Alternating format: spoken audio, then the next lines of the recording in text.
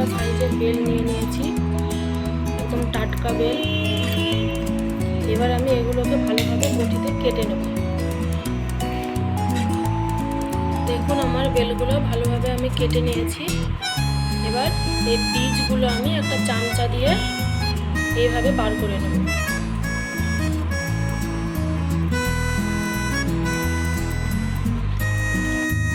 বীজগুলো আমি সব ভালোভাবে বার করে নিয়েছি। এবার আমি এগুলোকে হালকা একটু সেদ্ধ করে নেব।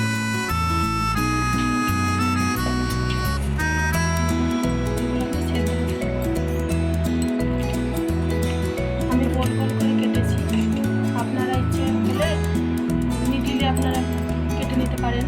আমি দেখতে সুন্দরের জন্য গোল গোল করে কেটেছি। এগুলো আমার সব একবারে হবে না, আমি এগুলো আরেকবার সেদ্ধ করে নেব। বেলগুলো আমার সব হালকা ভাপানো হয়ে গেছে। আমি ভালোভাবে পানিগুলো ঝরিয়ে নিয়েছি, একদম ঠান্ডা হয়ে গেছে। এবার আমি এগুলোকে সেরার মধ্যে দিয়ে দেবো। ওখানে চাপিয়ে দিলাম। এবার দিয়ে দেবো অল্প একটু পানি, 3টে তেজপাতা। এবার আমি পরিমাণ মতো 1.5 কিলো মতো চিনিটা দিয়ে দেবো। যেহেতু আমার 3টে মোটা মোটা বেল আছে, আমি 1.5 কিলো চিনি দিই।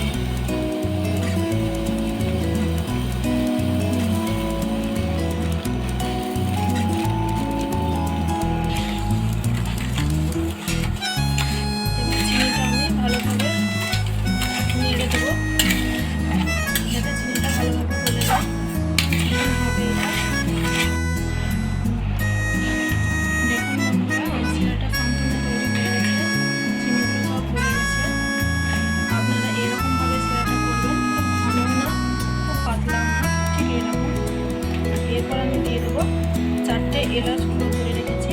এলাচটা আমি দিয়ে দেবো। আমি এলাচটা গুঁড়ো দিলাম। দিয়ে দেবো আমি 1 চামচা ঘি।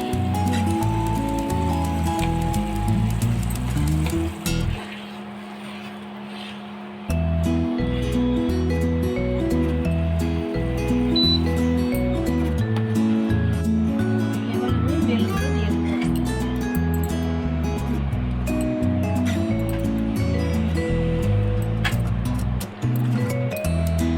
এইভাবে আমি হালকা আঁচে কিছুক্ষণ ঢাকা দিয়ে রেখে দেবো। আমি এটা আধ ঘন্টা হালকা আঁচে ভালোভাবে সেদ্ধ করে নিয়েছি এই সেরার মধ্যেই। এবার এটা আমার হয়ে গেছে। দেখুন এটা আমি এবার নামিয়ে এখন আধ ঘন্টা রেস্টের জন্য রেখে দেবো। আধ ঘন্টা রেস্টে রাখার পর আমি অন্য পাত্রে তুলে নিলাম। দেখুন কত সুন্দর কালারটা এসছে। এইভাবে আপনারা বানিয়ে দেখবেন, কেমন হয়েছে আমাকে কমেন্টে জানাবেন। ভালো লাগলে একটা লাইক করে দেবেন। নতুন নতুন রান্নার রেসিপি পেতে আমার চ্যানেলটাকে সাবস্ক্রাইব করুন।